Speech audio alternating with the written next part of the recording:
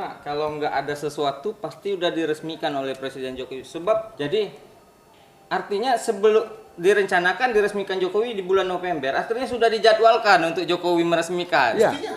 Kan? Nah, dari bulan 7 ke bulan 11 itu semestinya sudah terjadwal dan nggak ada halangan lagi. Tapi kenapa kok tiba-tiba batal, nggak jadi? Nah, pasti ada sesuatu itu. Nah, itu yang kita ini kan itu kita takutkan kan itu.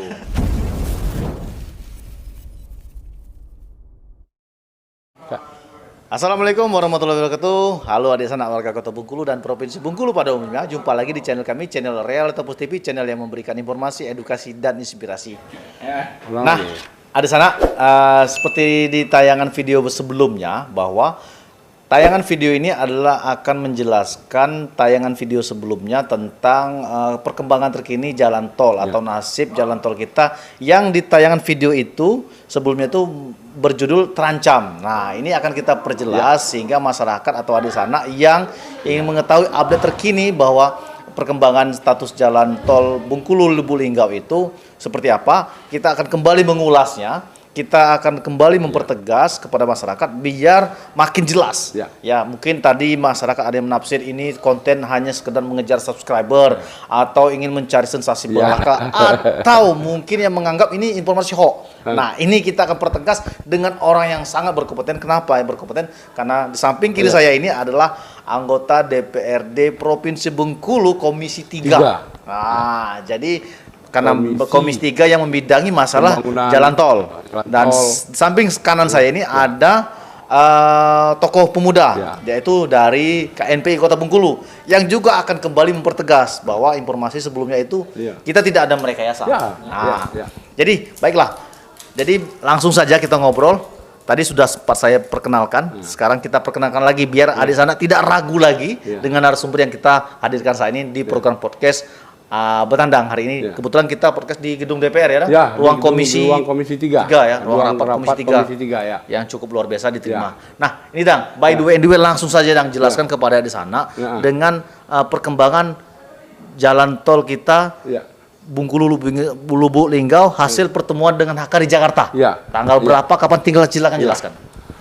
Baik, terima kasih. Nah, sebelumnya saya berterima kasih ya kan, berarti dari tanggapan seluruh masyarakat Provinsi Bengkulu ini mengenai jalan tol itu kan cukup ini. Luar biasa ya. Cukup luar biasa. Berarti sama-sama kita menunggu itu, ya kan, responnya itu. Itu yang kita ucapan terima kasih sekali itu kan. Nah, hari ini kita di ruangan rapat Komisi 3 DPRD Provinsi Bengkulu, ya kan. Nah, berkisar sekitar bulan November, antara November dan Desember kemarin, itu, kami dari beberapa anggota Komisi 3 itu ke HK Jakarta. Siapa aja dari Komisi 3 yang hadir? Nah, yang ke HK itu adalah Pak Erwin Suberhani SH-MH, yaitu Ketua Fraksi dari Partai Gerindra. Nah, Sekretaris Komisi 3 itu sendiri, dan Bapak Tantowi Dali, yaitu Ketua Fraksi Nasdem, terus Pak Haji Medi, itu dari Perindo, Medi Yurdiman Medi Yurdiman, dan Bapak sendiri dari Partai Gerindra. Nah, itu kami hadir di HK. Nah, di situ ada yang mewakili dari pihak HKI Bengkulu, yaitu Bu Haji Tuti ya. Ibu Haji Tuti. Haja Tuti itu dari HKI yang. Nah, termasuk Pak Kuncoro, yaitu Kepala HKI di Jakarta. Nah, termasuk dari bidang-bidang penanggung jawab tol yang lain yang hadir pada waktu itu di ruangan rapat PT HK Jakarta. Nah, itu. Artinya pertemuan itu terjadi sekitar Desember ya? Desember dan November. Apakah itu di awal akhir November atau di awal Desember? Nah, ini staf kita masih cari tanggal perberangkatannya. Yang berangkat itu, berangkat. Nah, itu.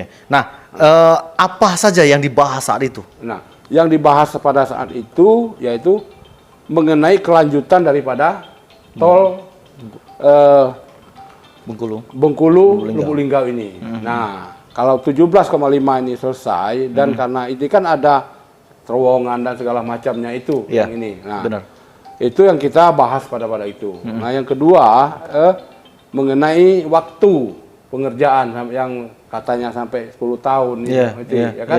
Mengenai biayanya, prioritas yang mana? Antara tol Sumatera ini kan mulai berapa titik disampaikan kemarin? Tol Sumatera itu berapa titik yang dibangun? Yang dibangun ini kan mulai dari Lampung, dari Lampung sampai 2.900 sekian itu sampai ke Aceh, ya kan?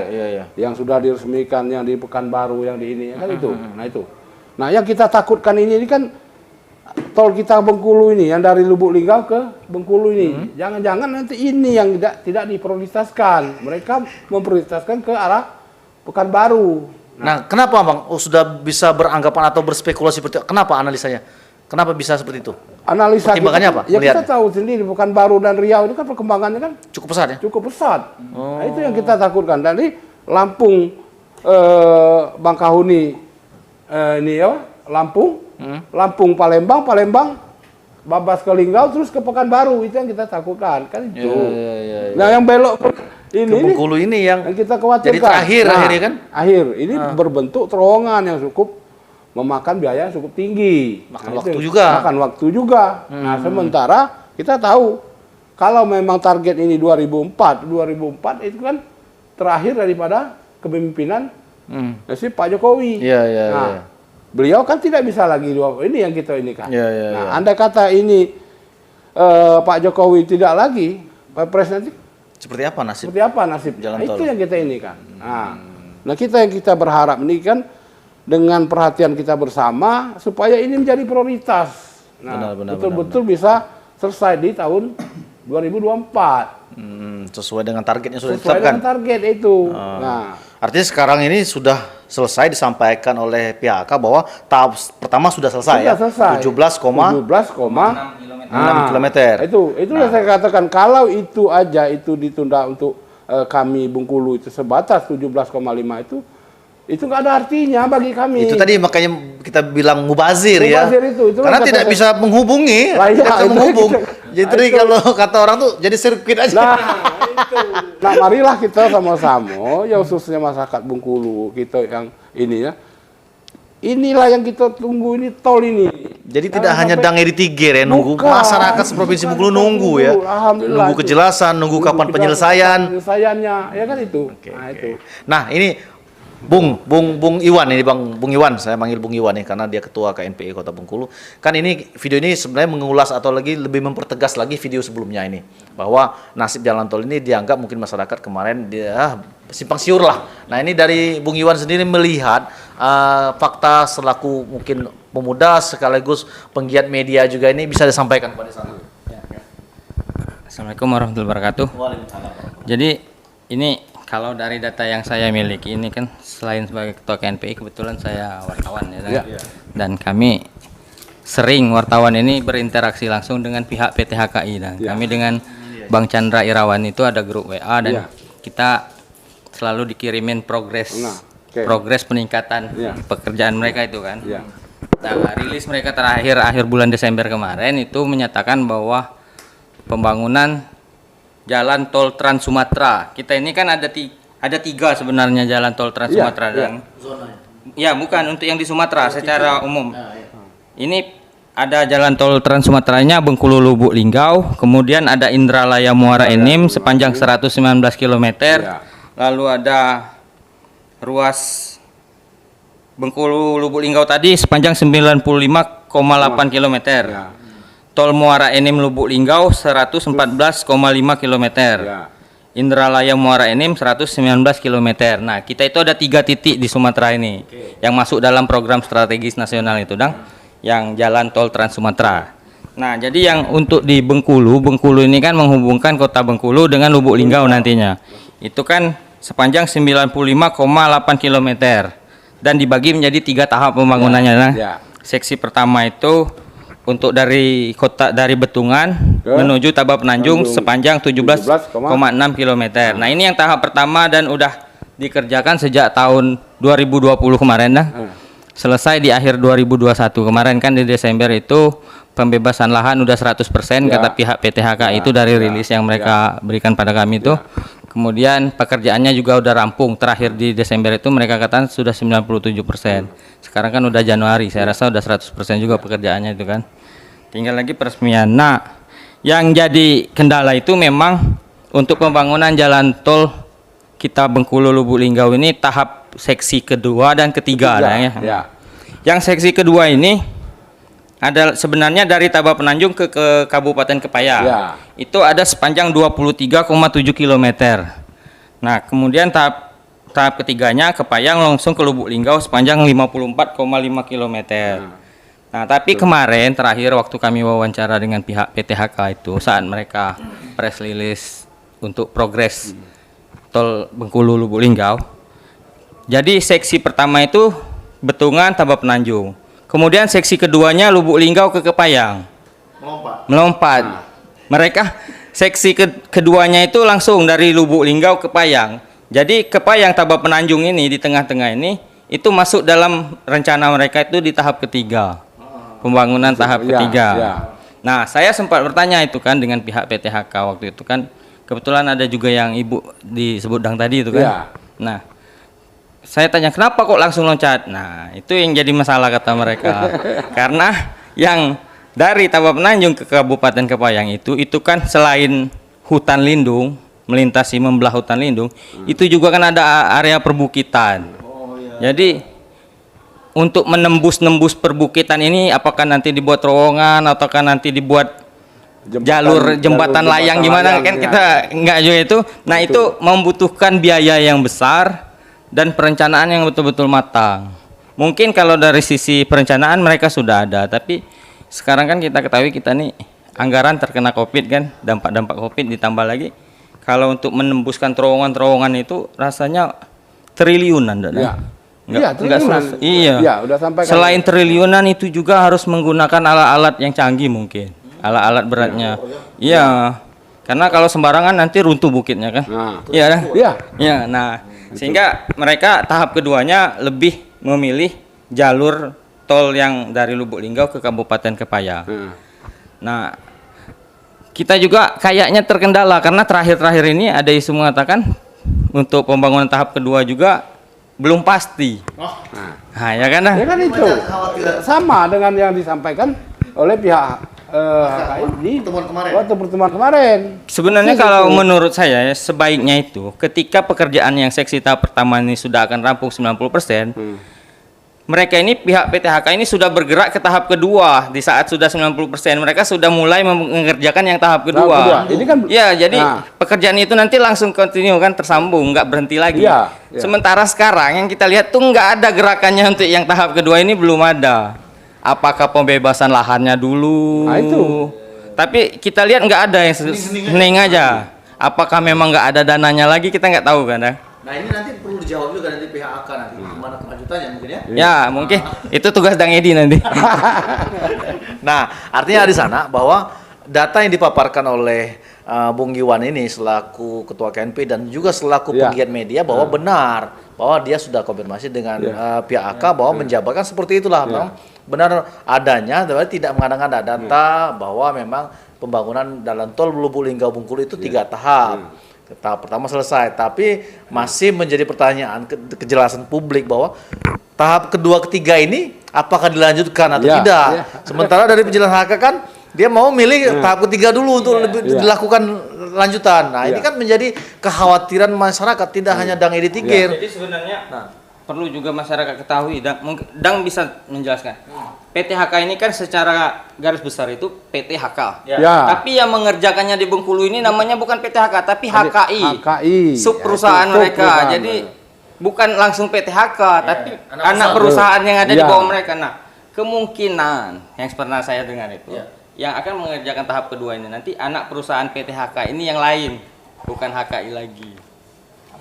Saya sempat dengar kan gitu, tapi nggak tahu Dang. Itu kita belum juga ini kan. Nah, yang jelasnya kalau ini harapan dan nanti mungkin ini sebagusnya nanti juga dari pihak ya kan kita sama-sama deh. Mungkin saya akan usulkan dengan Pak Ketua Komisi ya kita sama-sama ketemu pihak HK langsung di Bengkulu, di kantor Bengkulu dan langsung di ini kan. Di videokan ya. Divideokan. Biar masyarakat tahu juga. Biar tahu. Biar puas ya. Biar puas itu.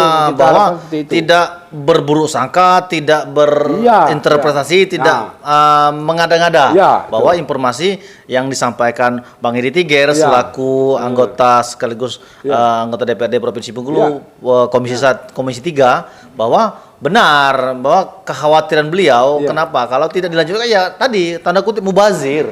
Iya kan? Karena 17 kilo ini sudah triliunan sudah dia habiskan. Nah, tadi ada menarik sekali kan banyak titik-titik dibangun di tol Sumatera. Iya. Nah, tadi ada kekhawatiran bahwa nanti jangan-jangan ini tidak masuk skala prioritas. Skala prioritas itu. Nah, ini gimana nih? Nah, itu gimana nih ceritanya? Nah, inilah yang kita khawatirkan oleh dari pihak ini tadi kan. Nah, dia untuk perhitungan secara bisnis mungkin dia menghantam ke arah ke Riau, ke arah Pekanbaru sana. Nah, itu yang kita nanti khawatirkan tuh. Nah, itu kan tinggal kita. Nah, itu bagusnya seperti mana nih? Nah, ini ada dokumen ya, dokumen. Nah, bisa dijelaskan nih, Dang? Dokumen pertemuan dengan pihak AK di Jakarta ya? Iya. Nah, tanggal berapa? Nah, ini kan dokumen kami ke Jakarta ke PT Utama Karya yaitu tanggal 07 sampai dengan 10 Desember 2021. Tanggal 7 baru Desember ya, tanggal 7. Tanggal 7 sampai dengan 3 hari ya kemarin 3 hari. ya. Nah, audiensi kita dengan pihak AK ya? Audiensi kita dengan pihak AK di kantor HK. Ini ya di sana bahwa dokumen ini nanti kita akan tayangkan. Nah, ini coba ditayangkan dekat. Nah, ini seperti itu. Di bawah itu tanggalnya dengan Utama Karya. Itu jadi Bang, kita ingin menjelaskan secara jelas, secara gamblang bahwa dari video sebelumnya itu memang kenapa kita bilang terancam karena memang kita khawatir ya. Dari pihak parlemen juga DPR legislatif juga khawatir jangan sampai. Nah, inilah baiknya seperti apa nih sebenarnya pemerintah ketika melihat kekhawatiran ini, Dang. Ya, inilah makanya kita berharap dari pihak pemerintah, mari kita sama-sama untuk bisa mengawal ini. Nah, yang kita di pusat, baik yang di DPD, yang di DPR RI, ya kan? Itu yang harapan Dang itu, maupun pihak bupati dan gubernur sendiri. Nah, kita sama-sama, jangan sampai nanti ini bukan skala prioritas yang kita takutkan itu. Apalagi ya seiring waktu berjalan kan? Ya, nah karena kami dari awal ini bergerak, mulai dari pembebasan lahannya, kami kawal terus. Nah, supaya sehingga sukses. Berjalan lancar ya. Ya, dengan Bupati Benteng kita sering supaya ini lancar. Nah, dan alhamdulillah dia mengakui, pihak AKI mengakui bahwasanya masyarakat dan ini kita di Provinsi Bengkulu itu sangat mendukung untuk supaya bisa pembebasan lahan ini secepatnya. Nah, dan itu sukses.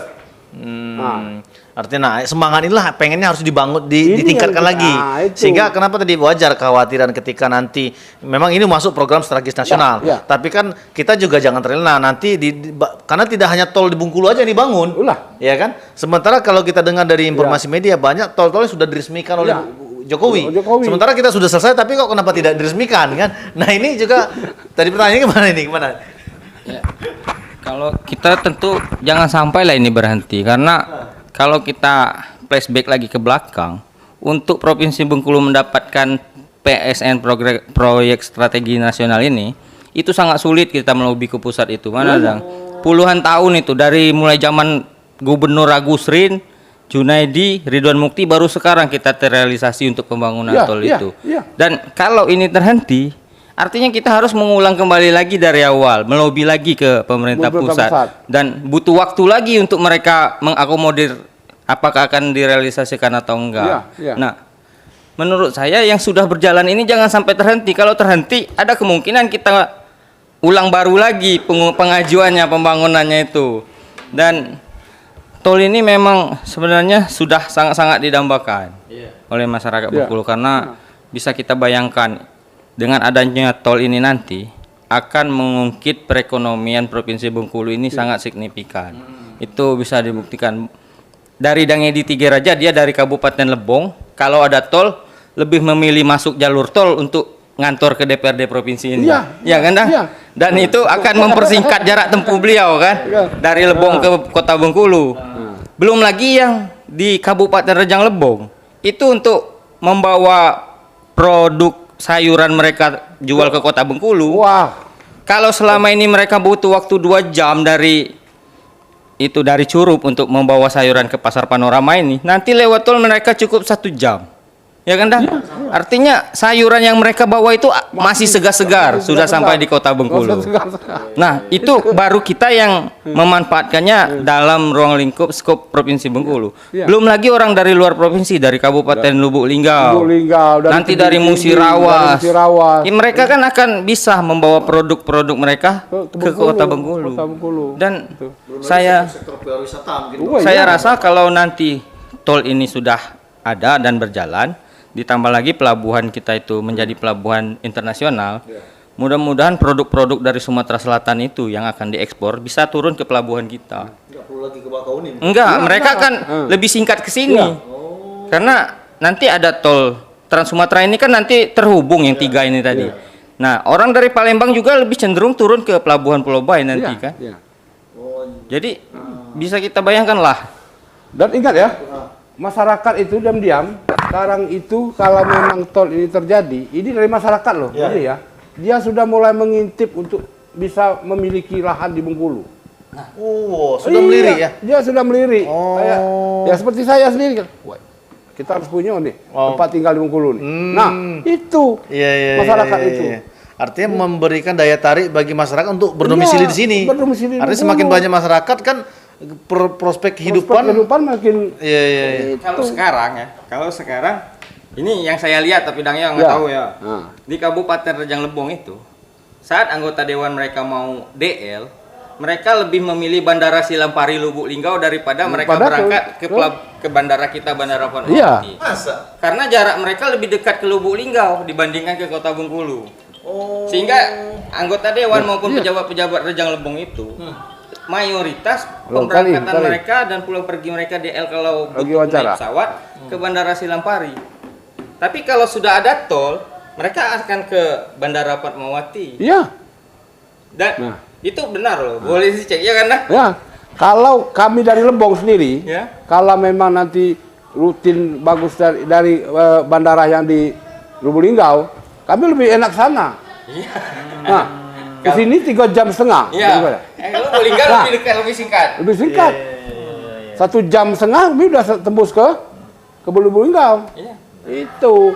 Nah, jadi ada sana itu bahwa penjelasan singkat, detail dan jelas sehingga biar tidak lagi bias bagi masyarakat bahwa tentang nasib jalan tol kita ini memang masih tanda tanya besar apakah dilanjutkan atau tidak. Karena sampai detik ini awal ini belum ada tanda-tanda baik itu pembebasan lahan. Ya kita mungkin ada di sana di provinsi bisa memantau di medsos, di laman-laman media streaming juga bisa lihat bahwa tol-tol di luar sana itu sudah diresmikan oleh Jokowi. Nah, kita sudah selesai kok kenapa tidak diresmikan? Itu punya pertanyaan. Why pertanyaannya kenapa? Nah, ini makanya wajar dari bapak-bapak dari legislatif itu mempertanyakan. Ya kan, nasib kejelasan tol ini jangan sampai tadi memang masuk program strategis nasional, tapi sementara kita ini bukan hanya kita aja yang dibangun, di daerah lain juga banyak. Nah, takut nanti mereka mendahului daerah lain yang mungkin dari populasi, dari prospek lebih menjanjikan. Lobbyan mungkin lebih kencang. Iya kan kita ini kan bicara komunikasi ya. Bagaimana upaya pemerintah dan ini tidak hanya di tangan gubernur, tapi seluruh para pemangku mulai dari DPD-nya, senator kita di situ bagaimana memperjuangkan mengawal. DPR RI-nya, Dapil Bengkulu juga begitu. Karena kalau tidak ini seiring waktu berjalan, masa kepemerintahan sudah habis. Dinamika politik akan sangat makin dinamis juga. Kita tidak tahu dan tidak ada garansi, ya kan? Nah, mumpung saat ini kita mengingatkan, bukan kita menjelekkan emang ya. Bukan kita memburukkan bahwa kamu ini tidak pro dengan kemajuan. Kita sangat peduli. Makanya kita sampaikan melalui konten ini bagaimana ada sana bisa makin tahu informasi terkini. Karena kan kalau di media itu kan mungkin terbatas ya kan? Hanya batas mungkin selesai. Kelanjutannya seperti apa? Ya tidak tahu kan episodenya. Mungkin di tayangan inilah kita akan secara konsisten akan tayangin progres perkembangannya seperti apapun informasinya akan kita sampaikan nanti pada di sana. Mungkin kita pertemuan dengan Haka nanti ya. Nanti kita lewat dari Bang Edi Tiger selaku Komisi 3 akan bisa mengkomunikasikan. Kita akan dengar langsung nanti dari PAK seperti apa penjelasannya. Saya mau jelaskan juga.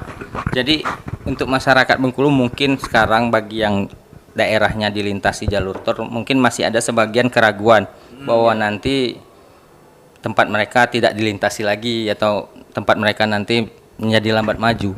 Tapi kalau kita berkaca dari Papua, ya. Papua itu begitu sekarang sudah ada jalan tol di Papua itu, sudah dibangun oleh Presiden Jokowi itu. Nah, masyarakat Papua itu pembangunannya bergerak terus, semakin maju. Karena kenapa? Kalau dulu saat masyarakat Papua ingin membeli semen, satu sak semen itu harganya bisa mencapai 800.000. Karena untuk mengangkut semen itu masuk ke pedalaman di Papua itu sangat sulit. Butuh kendaraan melewati hutan. Tapi begitu ada tol, harga semen ini standar turun. Kalau kita di Bengkulu ini sekitaran 60.000 satu saknya itu, mungkin sekarang di Papua sudah mulai sama harganya. Jadi efek positif. Iya, efeknya. Dan masyarakat Lubuk Linggau nanti mungkin juga untuk semen bisa dari Bengkulu masuk dipasok ke Lubuk Linggau.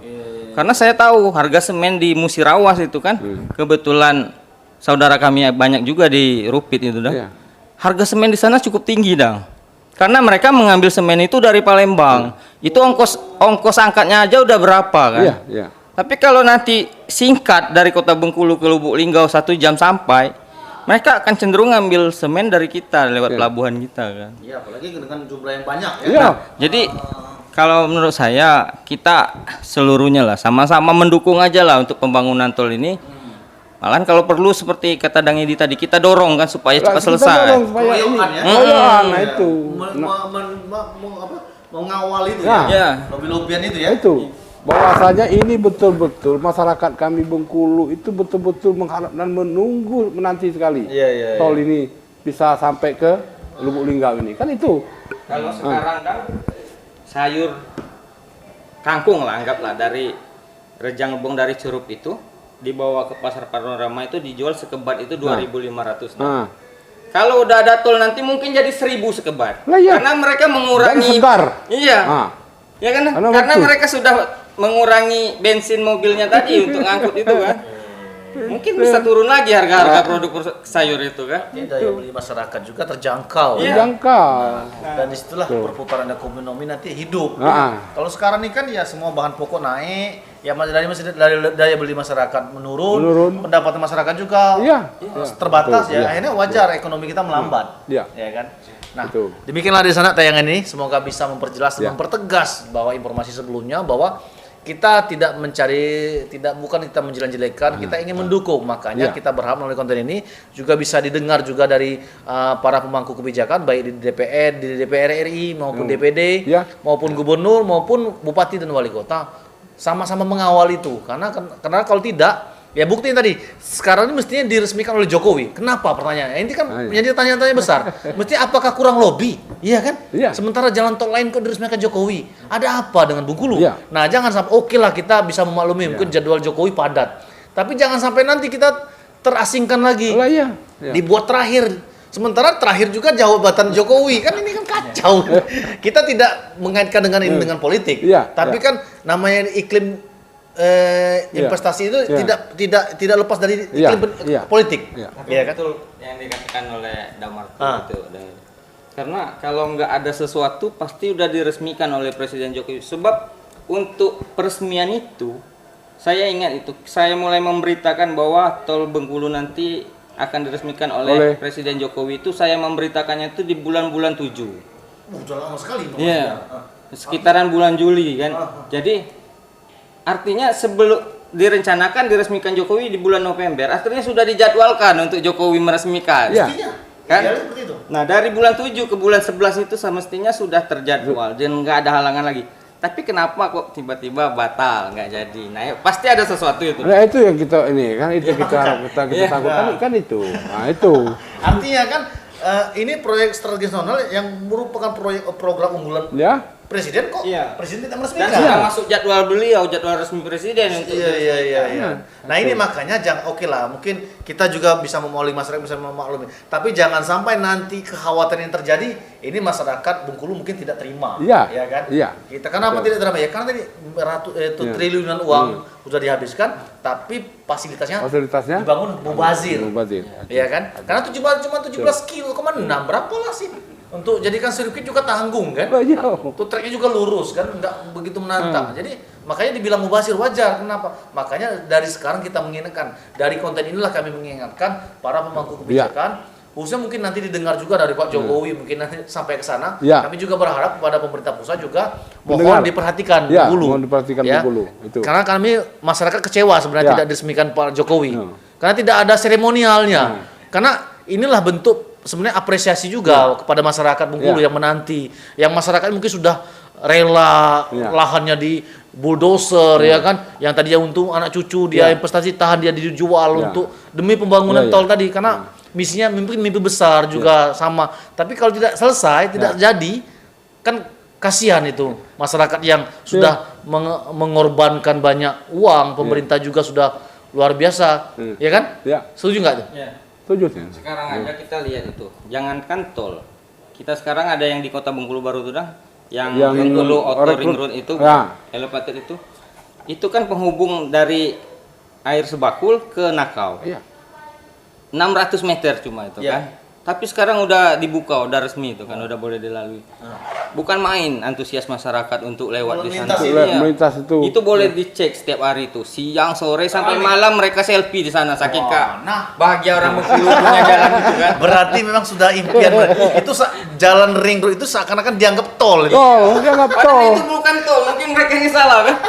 Itu tapi udah dianggap seperti tol. Saking ke mengharap ininya kan gitu kan, itu. Nggak bisa apalagi ya mendambakan tadi. Jadi makanya kita berharap supaya apa yang menjadi kekhawatiran tidak terjadi. Itu harapan kita bersama. Tidak terjadi. Amin. Kalaupun terjadi makanya sesedini mungkin kita atasi. Ya kan? Mumpung belum terlambat. Mumpung masih ada waktu. Mudah-mudahan Dang Edi sama Ketua Komisi dan rombongan anggota Komisi 3 bisa mengawal itulah kan. Nah, makanya nanti kita akan minta penjelasan lebih jelas dari pihak AK ya, Bang. Ya, dari pihak AK kita dengar sama-sama, kita ini kan sama-sama kan. Di surat resmi aja dong, lewat lembaga DPR, surat resmi ke PTHK dan Kementerian PUPR, nanti rombongan dengan bisa langsung. Kita buat acara seperti itu. Nah, jadi kita tayangkan nanti di video ini, Anda di sana bisa saksikan terus, bisa tongkrongin terus channel ini. Nanti kita akan tayangin edisi spesial dengan HK, penjelasan HK langsung, sehingga biar tidak simpang siur lagi. Apa yang kita jelaskan ini sesuai dengan apa yang disampaikan HK, karena beliau selaku praktisi atau penggiat media, Pak Edi Tigir selaku anggota Komisi 3 DPRD Provinsi Bengkulu, sehingga mereka memang mitranya, sehingga tidak ada yang dianggap ini berita ini atau informasi ini hoax atau mengada-ngada. Oke, demikianlah konten ini. Semoga tayangan ini bermanfaat. Semoga tayangan ini bisa mempertegas dan memperjelas informasi sebelumnya. Karena kami ingin menyajikan konten-konten sifat informatif, inspiratif, dan edukatif tentunya bagi masyarakat. Karena bagi kita konten adalah sarana atau wadah untuk menyampaikan informasi kepada masyarakat secara luas. Ya kan? Terima kasih Dang Edi Tigir atas waktunya. Terus semangat, kita tunggu jadwalnya dengan HK. Nanti ada sana juga menunggu, menantikan. Dan Bung Iwan juga siap juga mengawalnya melalui edisi berita-berita yang mengedukasi. Demikianlah kami hari tayangan ini. Jangan lupa di like, comment, dan subscribe ya. Semoga tayangan ini terus bermanfaat dan bisa memberikan banyak sekali informasi yang lebih luas lagi. Akhir kata, assalamualaikum warahmatullahi wabarakatuh.